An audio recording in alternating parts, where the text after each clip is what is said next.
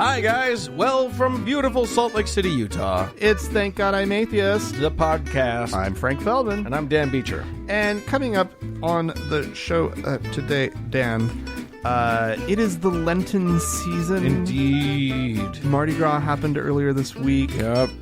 Ash Wednesday. Ash. We talk. We'll talk about that. Something to talk about with Ash.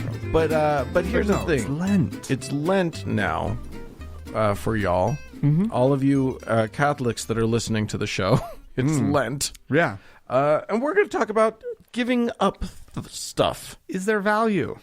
Is it something, is there something to this whole give up something for a period of time thing? There probably We'll see. We're not going to give it away. Question mark. But before we get to that. So, Dan. Yeah.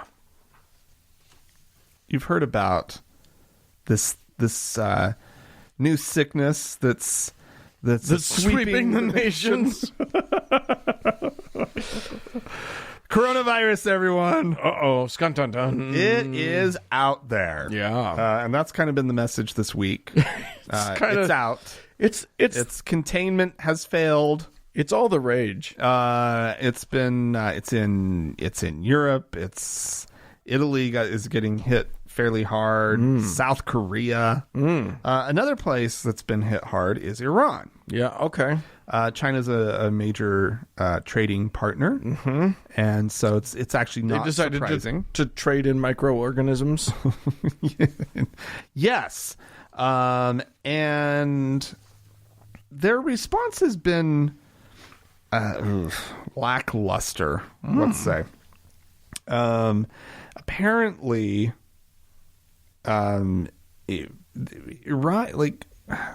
their version of Islam is very anti-science. Oh. Apparently. I did not know this. It's a bad time to be that. Yeah. You want to be pro-science when the viruses go around. And so some clerics have had some ideas.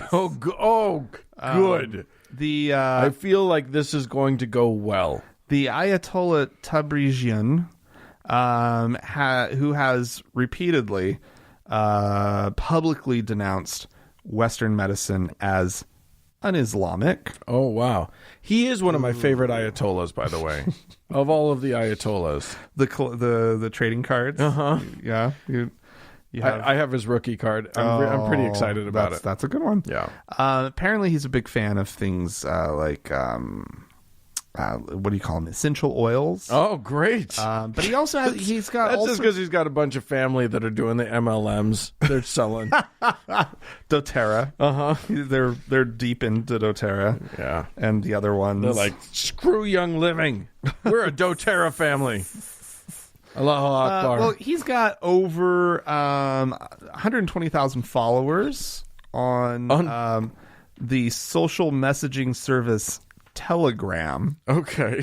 So whatever that is, I don't know what that is. I do love it. It's like Twitter, but in Morse code.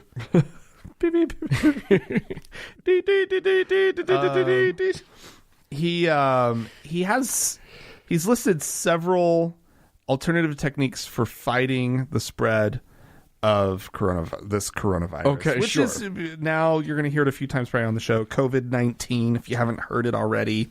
You haven't picked up on that. That's what they're kind of calling the whole thing. Okay, just great catchy name. COVID-19. So there's some of his suggestions include consuming copious amounts of brown sugar. Good one. Yes. Burning wild rue. Oh, sure. Which is a kind of it's a plant. It's a flowering plant. It's a herb. Yes, exactly. Probably like myrtle, I imagine. It's for remembrance, according to Ophelia in Hamlet. Really? Oh, I did not know that. You must wear your rue with a difference. He also suggests inhaling snuff. Ah. Interesting. Yeah. He has one of his tips, though, kind of caught some people off guard. Okay. He says, before bedtime, drench some cotton in violet oil and apply onto your anus.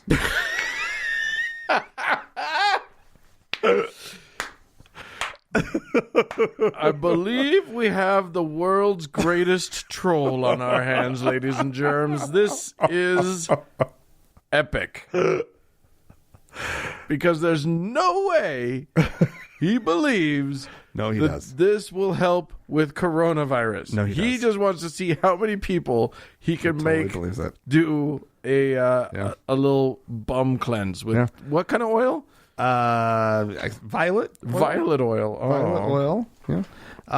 He claims that it has miraculous life-enhancing properties, such as the power to increase brain mass and reverse cognitive diseases such as Down syndrome. Oh my God. He is straight out of American woo-woo-iness, but without any sort of like. I mean, I would say American wooies are pretty shameless. This is Gwyneth Paltrow crazy. Oh, this is Gwyneth aspires to this shit. This is when he releases a candle that smells like his own like famunda, his own nasty. That'll be a moment. Well, also, there's been some other things in Iran that I thought I would touch on. Okay, because touch on because we were talking about bummies.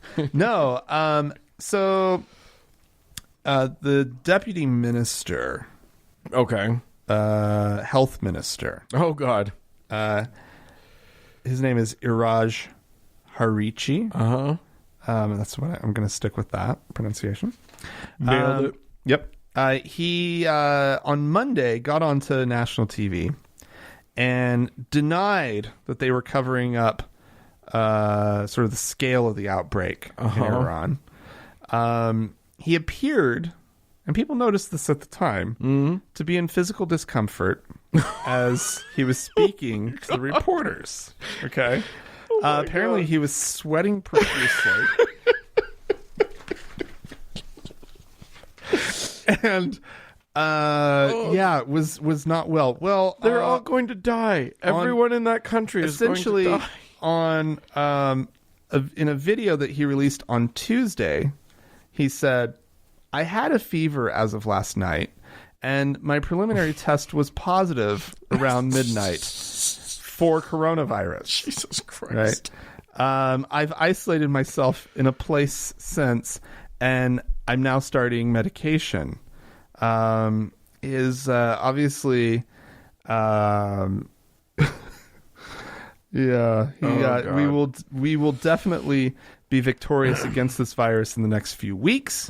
He says, even though, he did not, probably not very convincing. Look for the next press event to be announcing his death and replacement. Wow. Yeah, I thought that was too good. That is amazing. People. Sorry, Iran. I guess you're all dead. No, Iran's fucked. Yeah. And that's the thing. Like, just everyone, here's just a quick little RPSA about coronavirus. Okay. We are doctors. So we know all about this kind of stuff. Definitely take our advice no matter what. I would say, don't overreact. Yeah. Don't panic. Yeah.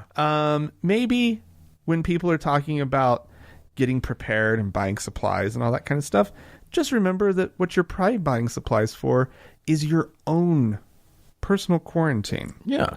Right? When you get sick. Because you are going to get sick. We all get sick. No, you're going to get this. Right. Okay. So that's just keep a level head. Just, most people don't die from it. Except right now that you're going to get it. Even if you don't, even if you're asymptomatic, right? You're going to be a carrier, right? Jesus. Like, just accept it. You're not going to get it. Like, just...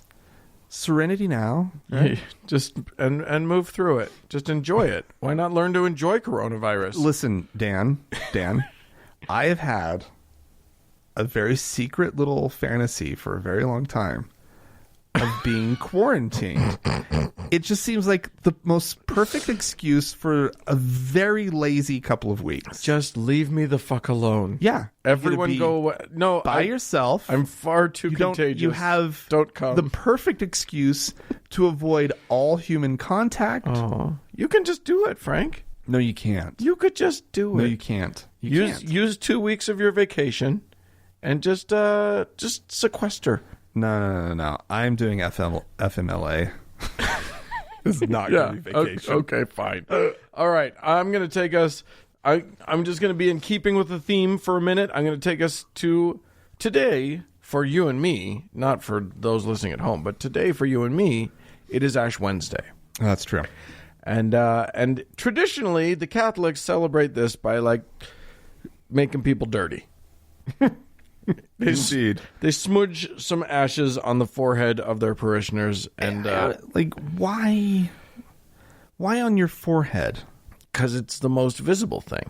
So you're supposed to just be a little billboard for Jesus for the day. Yeah. Your forehead is. Exactly. This is not a reminder to you. I even saw a meme. I would say the back of your hand, because then you look down you see and you're like, oh, hey, look, Jesus. Right. No, it's not about you.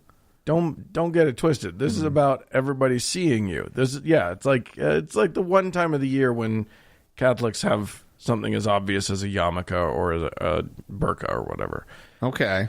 And as a matter of fact, I saw a meme today that was like looking for I think this was posted in the members only lounge, but it was like looking for a good Catholic man. Well, today God marked them all for your convenience or whatever. Oh, that's fun. Cute. Not really. Anyway, so there are big traditions around this thing, but this is the moment of coronavirus. Oh, no. And everybody touching everybody is not the best idea, and everybody's terrified of it. So the Vatican had their thing, but Pope Francis didn't do all the stuff. He did shake some hands. He wanted to make a big show of like being willing to touch people. But a lot of the priests that he met with very decidedly did not kiss his ring. Oh, yeah. Okay. A lot of not kissing. When I was in Spain recently, we were there around Christmas time. Yeah. And it was amazing. One of the traditions that we saw multiple times was somebody would have a baby Jesus, and they'd like hand it around to everybody to kiss. You're supposed to kiss this little like sort of porcelain or wood or whatever baby Jesus. And when we went to midnight mass, and there was the line that was set up for the Eucharist, for what do they call it? When they eat Jesus, when they eat and drink Jesus. I don't know. Eucharist sounds good to me. It's Eucharist. Okay. They have that other word for it. Anyway, I'm not going to be good at words tonight. Anyway, but then there was this next line that formed for everybody to kiss Jesus. And so and there was there was a priest holding this little baby Jesus. And then a person would lean in and kiss, and then there was a person standing right next to the priest who would just wipe wherever they kissed on Jesus. And they would just come in and wipe it real quick, and then the next person would kiss wherever, forehead, knee, whatever, and then the person would pay attention and then wipe that part. Anyway. Very good. In other parts, in more rural parts of Italy, as you said, coronavirus is in Italy. Oh, yeah. They canceled mass in several parts of Italy. I heard about this. Just so that they wouldn't do it. Yeah. In the Philippines. Oh, boy. Which is a largely Catholic country, the only sort of Catholic country in Asia, they experimented with the thing. They sprinkled ashes instead of smudging ashes so that no one touched anybody. They just did a little sprinkle. How did it work? Did it take? I think it's great. Did the Jesus take? I think it still takes. As long as you look like a coal miner, you're going to be fine. Okay. So there you go. So you just kind of had a dirty brow. Yes, exactly. Get good and sweaty beforehand so it sticks. That's what you want. Yeah, okay. You want. Well, very good. There you go. Very nice. Not to stray too far from the coronavirus. No, one would hate to do that. It's all corona all the time, everyone. No, this is my last corona. Okay, good. Yeah, okay. My corona. All right. Are you aware of a very large Muslim country by the name of Indonesia? I've heard of it. Yeah. Well, they are very proud at the moment, Dan, of the fact that they have had 0 coronavirus cases. Interesting. And they're sort of in a region of the world where you would expect it's probably should have hit them by now. In fact, Harvard actually sort of has examined the numbers and the statistics of the whole thing, and they say that they absolutely should have some cases on their hands. Means that they probably do. This study that some researchers did suggests that Indonesia should already have confirmed up to 10 cases. Okay. Given the average daily air travel volumes. Sure. From Wuhan. Right. Into Indonesia. Okay. However, their health minister, one Terawan Agus Petrano, he says that's insulting. Oh. He has dismissed the study. Oh. Because... How dare they? Here's the deal. They pray, Dan. Well, there you go. That's what we've been forgetting. I knew there was a step we were skipping. So he says, in accordance with Pancasila, which is the state ideology, okay, whatever, our country believes in God. No matter the religion, praying is of utmost importance. We work and pray. It's an honorable thing, he said. If there are other countries protesting our approach, just let them. It is our nation's right to rely on the Almighty. Why should we be ashamed of relying on the Almighty? We should not be ashamed of praying. Oh, they're fucked. They're so screwed. They're really screwed. Did I mention that he's the health minister? Yeah. Yeah, that doesn't... that's not going to go well. Oh, my God. You guys... religion will save you as long as you don't count anybody. So apparently there were questions from the media on Monday. Was he coughing? Was he sweating? No. He so far he's faring better than Iran's health minister. But people were asking why the government had only tested a total of 104 specimens for the suspected coronavirus cases so far. 102 of the tests came out negative, and 2 are still waiting for results. His response was that it was being done for budget efficiency reasons. We have to be rational, he said. We have to avoid any inefficient budgeting. If I have to check everyone who coughs, what would the budget be? Well... He's not wrong. It will cost more if you test all the people who might find out the disease. That you actually have it inside your country. Right. Yeah. It's costly to, and plus then you have to like but what do you do? What do you do when you put all of your eggs in the prayer basket? You die.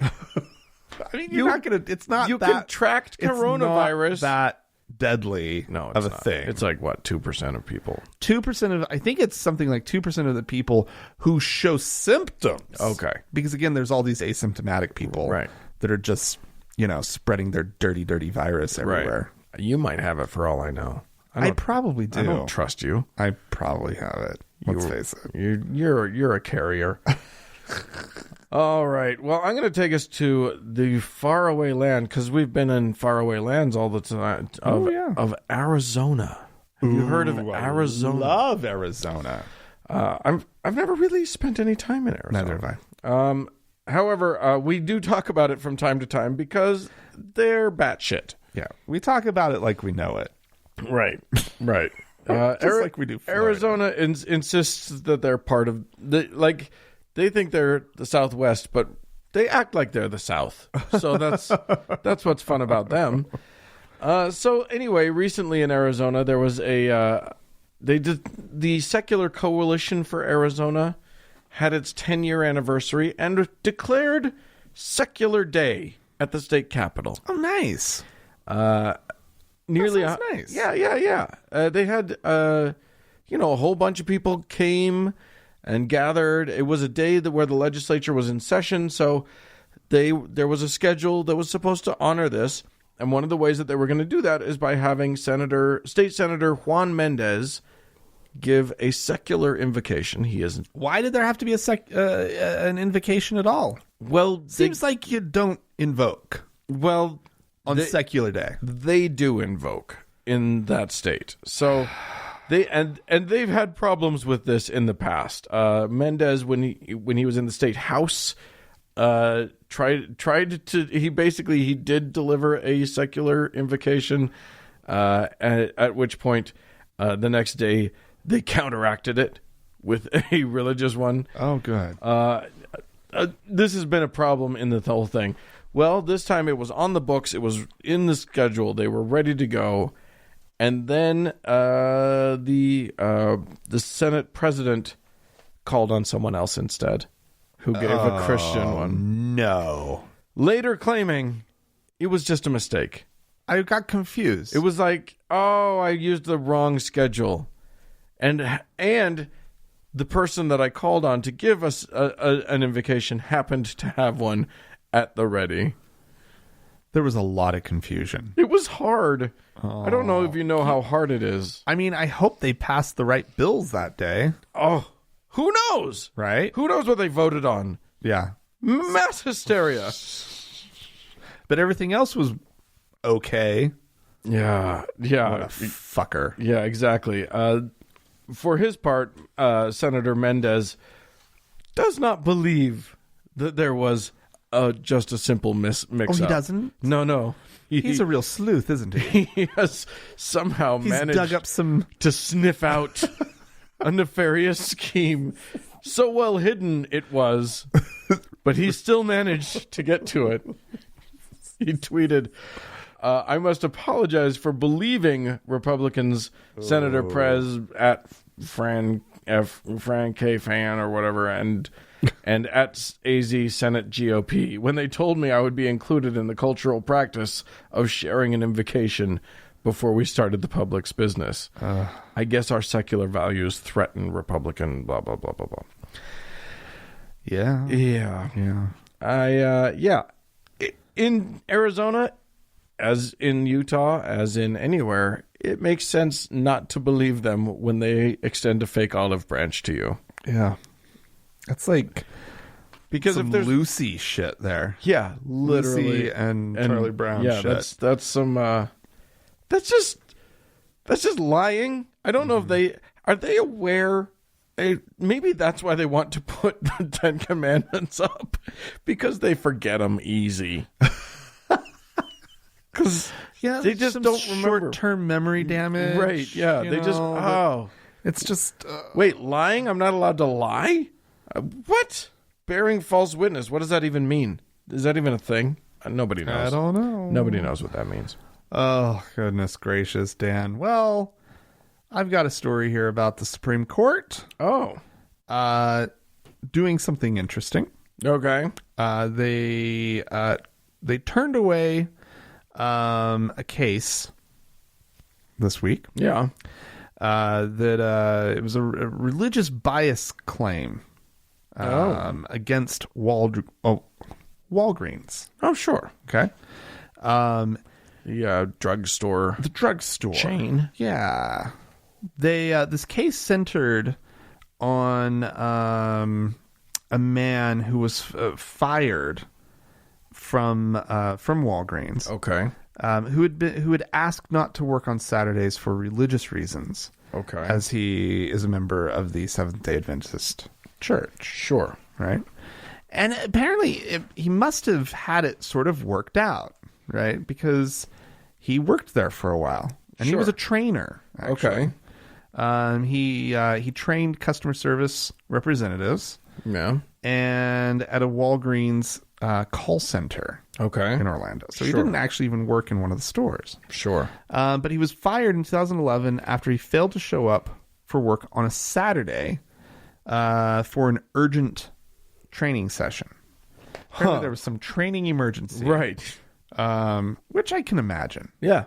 That can happen, and then they call it, and he didn't come. And he did not come in, even though he was required to be there. Okay. And so they fired him. Sure. And so what is interesting here is that what this case was testing was whether companies had to give this allowance to religious employees. Okay. Sure. Right. Yeah. In order to comply with federal anti-discrimination laws. RFRA stuff. Something called Title VII of the Civil Rights Act of 1964. I may have heard of it. Yeah, right.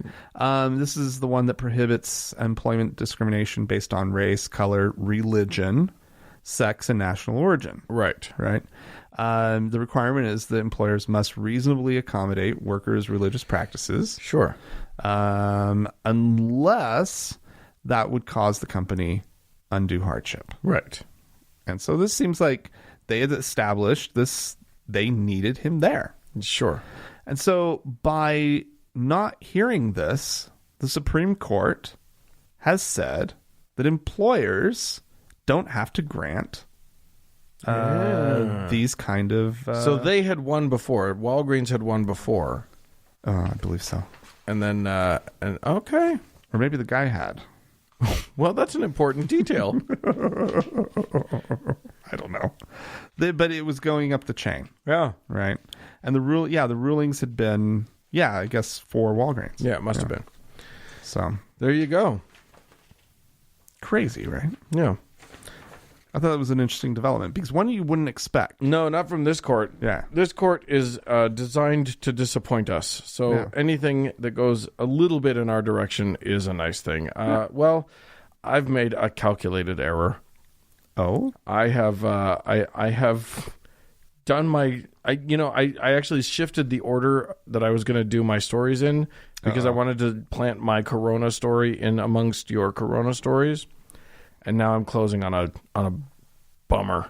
I like to end on an upbeat, but I'm ending on a downer. So sorry, everybody. This one comes to us from Pakistan, where a court. This may not be the last word on this, but a lower court, at very least, has sided with a husband who should not be a husband. Oh, no. Because apparently what has happened is a Christian girl, a 14-year-old Christian girl, was abducted from her family and then forced to convert to Islam. Okay. And then married to her abductor. Oh, Jesus Christ. And the courts... Now there is a law, apparently, in Pakistan that says that you can't marry someone under the age of 18. Unless they were abducted. Unless you got them fair and square by stealing them. No, but apparently this court has ruled that because of Sharia law, which trumps everything, I guess. If she's old enough to have menstruated, she is of marriageable age. And therefore... My God. Now, that ruling doesn't seem to me to address the problems of abduction and forced conversion. Yeah. Which also happens apparently more often with Hindu girls. And apparently this is a thing that's happening. Like, what? There have been a few cases of it in recent time. So, oh my God. Yeah, it's all horrifying everywhere apparently, and that's a thing that's happening.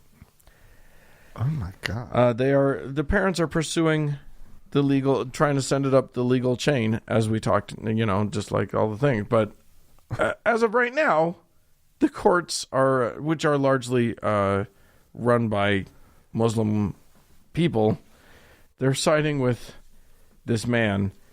I think probably because he did the right thing and made her a Muslim, like a good, he's a good Samaritan, really, when it comes right down to it.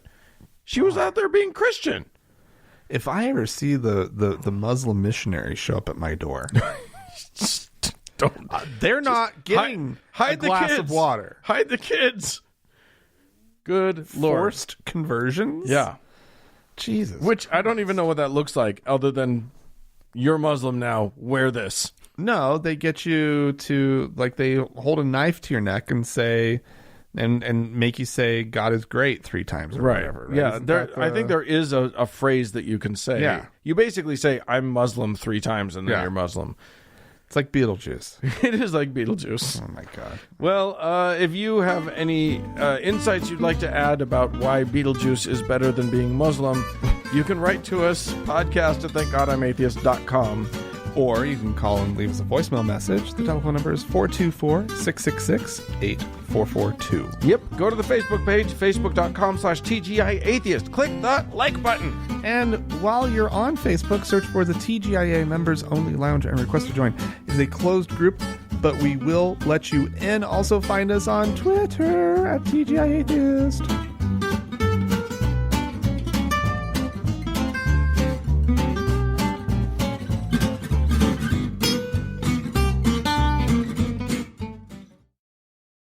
Oh, Frank. Damn. If there's one thing that we can say about Rick Wiles, it's that he's a reasonable man. He's a nice guy. He's a nice guy. Unless you're Jewish or anything. Unless you're a reasonable human. Unless you're not Christian. Right. And then he's not very nice at all. Yeah. However, what we can say is he knows some shit. Unlike that Iranian... health minister guy who doesn't know anything about how to prevent a coronavirus from infecting his country. Mm-hmm. Rick Wiles has it down. You have a plague, Mr. Xi Jinping. You brought it on China. Now, do the right thing and repent and tell the Chinese people you are sorry, you made a mistake, you repent, and ask them to put up in their homes the painting of Jesus Christ. Watch what happens if you do it. The plague will stop. You, Mr. Xi, turn to Jesus. You give your heart to Jesus Christ. You repent of your sins. You believe on his name, and you lead China to the cross. Do it, Mr. Xi. Do it for your people. Don't be a fool. Lead China to Jesus, lead them to salvation. The plague will stop. Do it for your people. Come on. First of all, he says Xi Jinping, which, just get the guy's name right. It's Xi Jinping. I mean, I'm not saying it any more like a Chinese person wouldn't recognize what I'm saying anymore, but at least get the anglicized version of it right. Also, I love the idea that what he wants everybody to do is put up a painting of Jesus in their home. That's how you prove that that Jesus is welcome. Yeah. Jesus won't go somewhere where there's not a picture of him. No. This is a very well-known fact about Jesus. He only likes to be around pictures of him. It's just a thing about him. It's kind of a little egomaniac. I think it's amazing that Christians are like that, because look, we all know that the Muslims don't do, you're not allowed to depict Muhammad at all. That's not allowed. They won't do it. Matter of fact, their art has never depicted any human being. You're right. Because that's totally forbidden. You don't. And Christians think that's so weird. And again, I would say to you, check your fucking 10 Commandments, dickheads. Uh-oh. Because the 10 Commandments literally say, I mean, it says, thou shalt not make unto thee any graven images, which they think means that golden calf was a graven image. That was graven. No, It says, or any likeness of anything that is in heaven above, or that is in the earth beneath, or that is in the water under the earth. You're not allowed to draw shit. Like, that's literally an expressly forbidden thing in their own top 10. God sucks. God does suck. No drawings? God hates art. But no, you're not allowed to depict things visually. That's what that means. Not a fucking thing.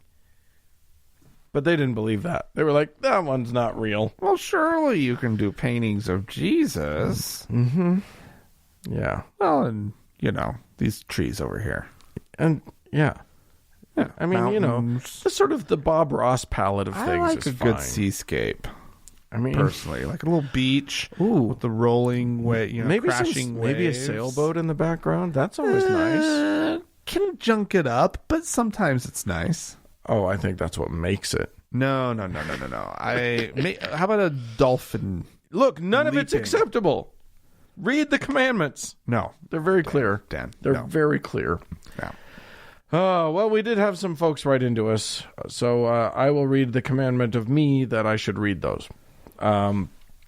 Damien wrote into us because we were talking about sneezing and the bless yous. The bless yous. And we had a listener who was not okay with the bless yous. Right. Hey, Frank and Dan, I love your show. I wanted to chime in on the subject of sneezing.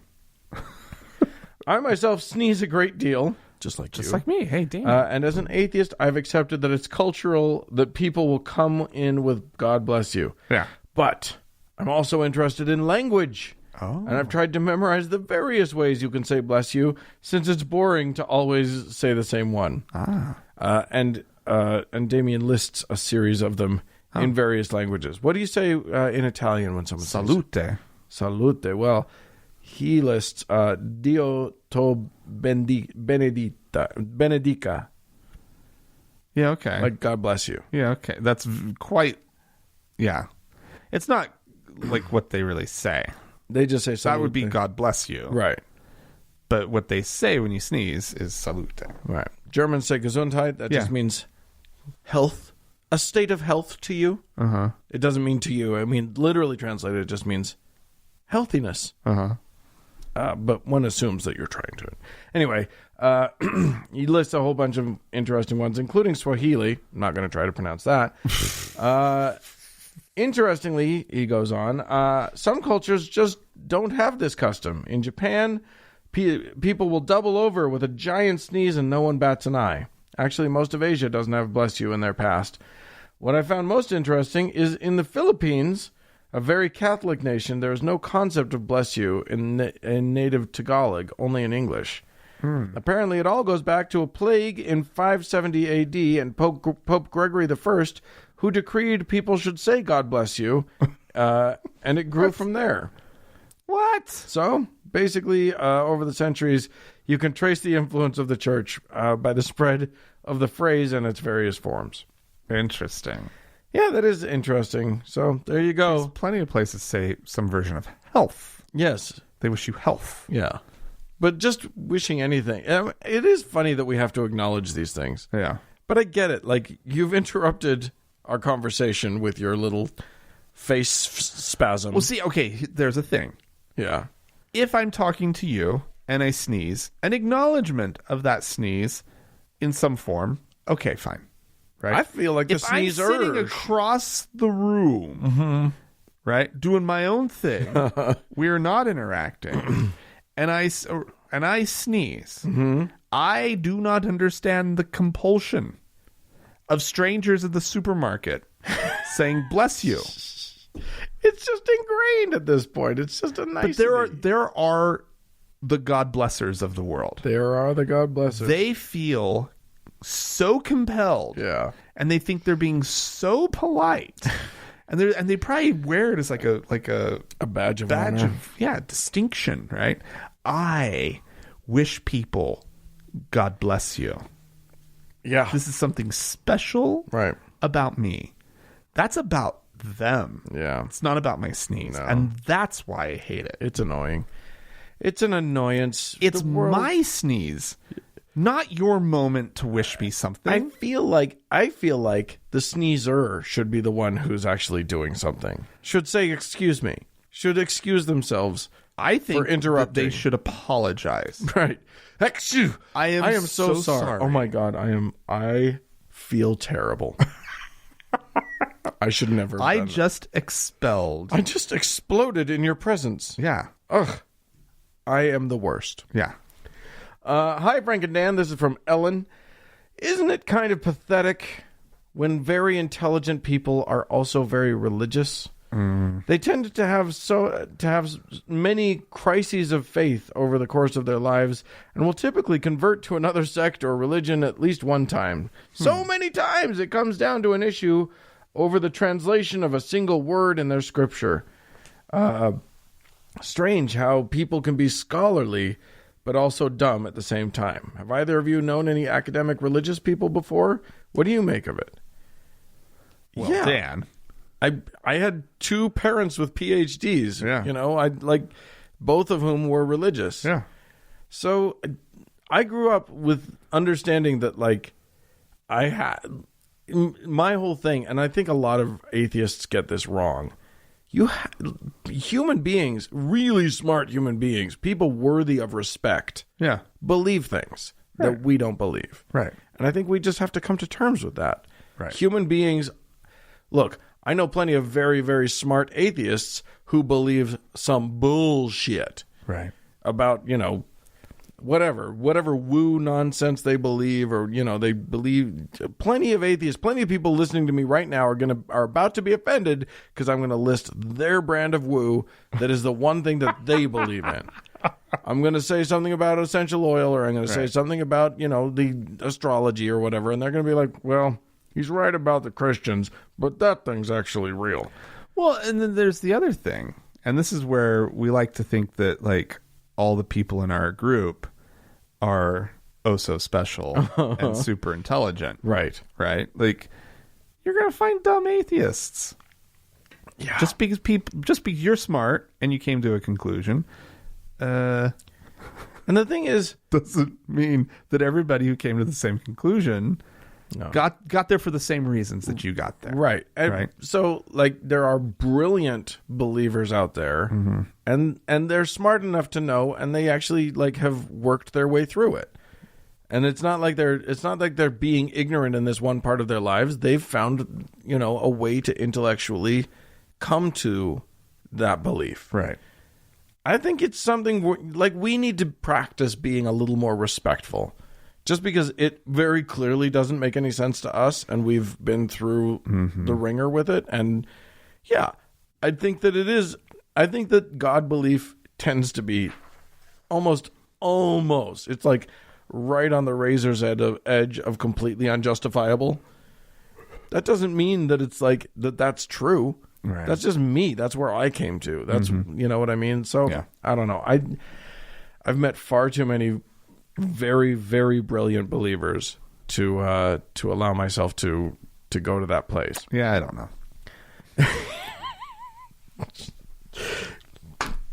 They're pretty stupid. They seem pretty stupid. They're all pretty dumb. This is signed Some Anonymous Gay, Okay. who says, "Hello, Frank and Dan. I'm an atheist from Maryland, and I have gone to Catholic schools from preschool to now in high school. Something I noticed about Catholic high school compared to middle school was that their teachings on the LGBTQ plus community are very different. In middle school, we were taught that God doesn't hate the gays. He just disagrees with them. As a gay, I found this to be some laughable shit and wrote my opinions on all the assignments and received numerous Fs for it. Oh. These bad grades didn't, but could have affected my high school acceptance. In high school, we are taught that God loves all people, regardless of association with the LGBTQ plus community. Why is it that people want the high schools to teach good morals, but not middle school? Aren't you more impressionable in middle school?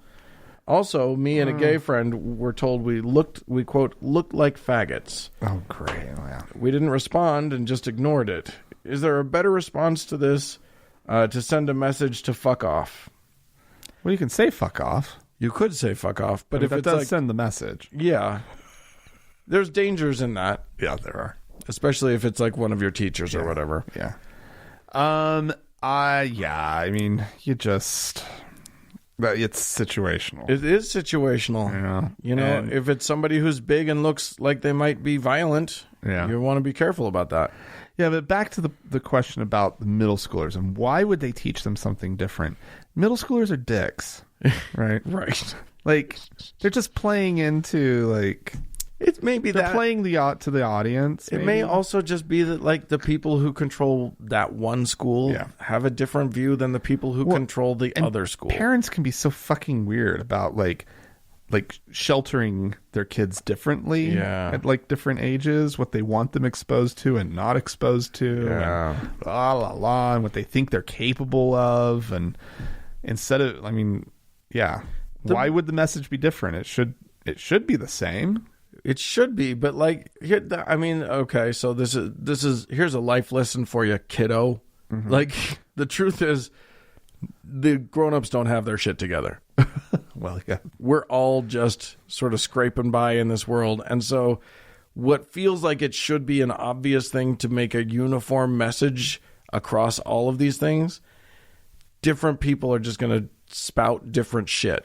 Yeah. You know what I mean? Like it's, even if they have the same religion, the same ethos or whatever, they're still not going to agree. They're still not going to agree on what approach they should take. Yeah. It's great that your high school is being so cool about it. Yeah. Because frankly, that might just be dumb luck. yeah, because honestly, this probably really boils down to the agenda of the various principals who are in charge of these schools, Right. or education boards or whatever it is, right? Like, But it's but look, go you. yeah, Be you. I'm so glad that you feel like you've figured out who you, at least some part of who you are. yeah. And don't let anything that they have to say control you, and be who you're doing great. You're doing great. You just keep being you. It's all bullshit. Get to college. Get to college. There will be more bullshit there, but it'll be different bullshit, and it'll be interesting. It's Anyway, better bullshit. Yeah, it's just, more exciting bullshit. You know, the best thing you can do is learn to appreciate and watch the bullshit with a like sort of crooked smirk. Zen like. Yeah. Appreciate the bullshit. Hey, we had some folks show us their appreciation in a new way, and I'm going to start us off because we have fantastic. one faithful PayPal member, Fantastic. who just signed up, and that's Krista. Thank you so much. And we have a new venerable listener over on Patreon. Well, blessed be Lyle. Oh, Lyle. Thank you, guys. Yes, thanks to you guys. What these people have done is decided that what we do is of some value to them. And if you're listening, you've decided the same. And then you just go to thankgodimatheist.com. You click on the support tab. It takes you to where you want to go. You give us, you decide at what level you can afford to help us out. Yeah. And then you contribute, and it's as simple as that. Yeah. And as always, Dan, we have our top donor. Yep. Our Lord and Savior, Davis. Blessed be Davis. You are you're the eagle that soars above us all. And the wind beneath our wings. Both.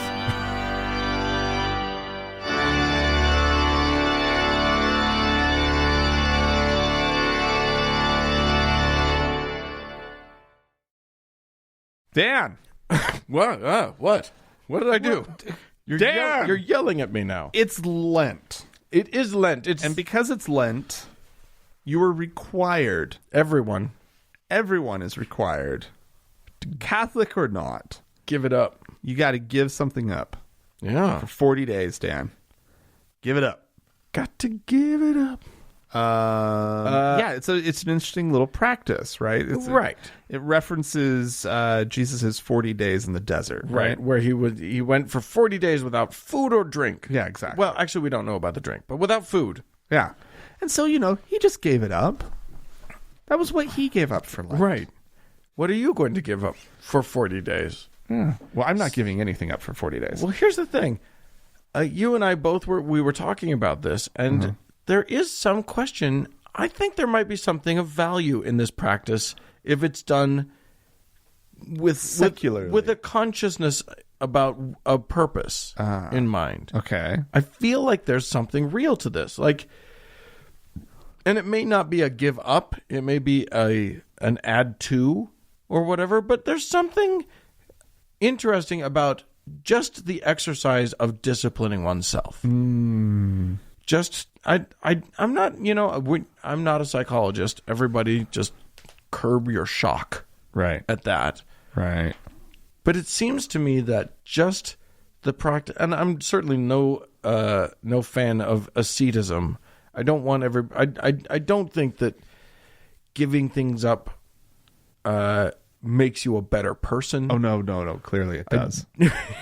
You can act like it does. Lots of people do.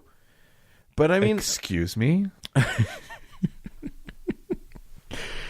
But I do think there might be something to the practice. Well, I think that there's something... I don't know. Does it maybe help you... As with so many things in life, is willpower a skill that needs to be exercised? A muscle that needs to be flexed. Right. Like does this 40-day exercise of saying no to something that you like, that you normally enjoy in your life. Right. Coffee. You hear people give up Sure. coffee. Or chocolate. Oh. Right? How? For the chocoholics out there, it's miserable. I've got the shakes already. Just thinking about it. No, but like, does that mean that maybe like other things that you might want to abstain from, that you've sort of exercised it, right? Yeah. That when it comes time maybe to say, you know what, all that fried food in my diet, it's time to give it up. That you've worked through this exercise in your life, and you know how to give something up. You know how to change your life, even if just for a short period of time. Now that's interesting to me, because I do think that there are people, quite a few people for whom their brain has a thing about holding on. It's once it's you don't want to give it up. It almost like our habits, our lifestyle becomes part of our self-image, right? And to give anything up feels like giving up a bit of self. Yeah. And so I think it's interesting to choose something that's relatively harmless, that's that you like, right? But you don't need, and just to make a practice of it, just as a I like that thought, just so that as you say, when the time comes that your cholesterol comes in at some outrageous number, and you've got to give something up, you can let go easier. It doesn't feel like you're giving up a part of yourself. Right. No, obviously, I just really kind of interesting. And I just kind of flashed to this, and I wouldn't want to like spread the because there's an idea maybe around obesity or overeating in general, right? That it's a lack of willpower. Right. Yeah. And that I just, because we used food example and all that kind of stuff, I don't want to I don't even know if I need to say that, but I don't want to suggest that we're like going into that territory. This is a different exercise. No, this isn't about shaming anyone for anything. No. It's purely like, what does that mean? What does it mean to give something up? And it can be very, very difficult, or for some people, maybe it's very easy. I think that there may be an alternative methodology for this too, for a different set of purposes. Right. But you could find a concept that is habitual for you, and make this a time where you force yourself to give that up. Right. A concept like trying to please everybody. That's interesting. Or a concept like just how you deal in your interactions, or how you giving up disappointments, letting go of the need to be disappointed by things. Right. Just find a way to explore the world in a in one specific, slightly different way. Right. For a period of time, for a finite period of time. Just try it on. Now that's interesting. I find that fascinating. It seems like it could be really useful. because you're not committed to it. Right. You don't have. You tell yourself this is done in 40 days. Right. And if I don't want to continue it, I don't have to. Right. I'm going to stop being a complete dick to my employees. No, you're not. I know you, Frank. You're not. Look, the whole point here is you start small with something that isn't integral to your entire personality. Oh, shit. Okay, so maybe one thing about... You'll figure it out.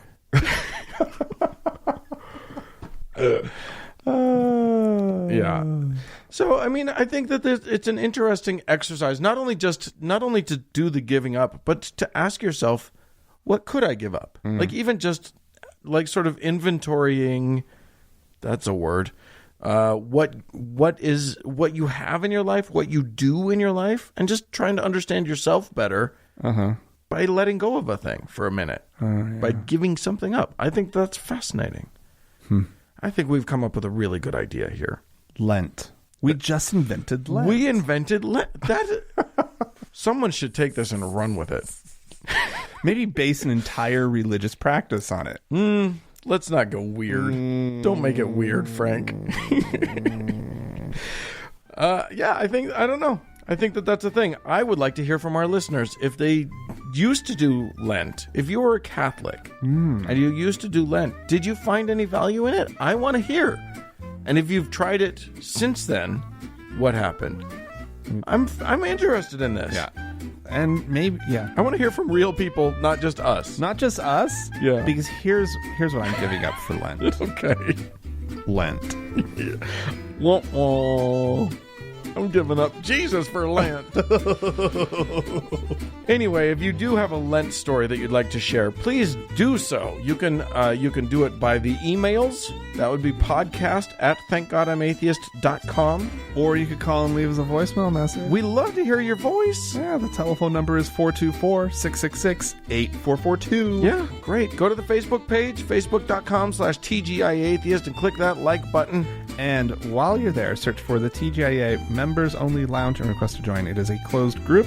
We will let you in. Yep. Find us on Twitter @TGIAtheist. Yep. Hey, speaking of the social media, thanks so much to Mackenzie for all of her work on the Facebook page. Thanks to Danny and Amy for being the moderators and the Members Only Lounge. And a big thanks goes out to the Red Rock Hot Club and to Gordon Johnston for the use of their music. And thanks to you, person who's hearing this, for tuning into us. Thank you. We really appreciate it. Bye-bye.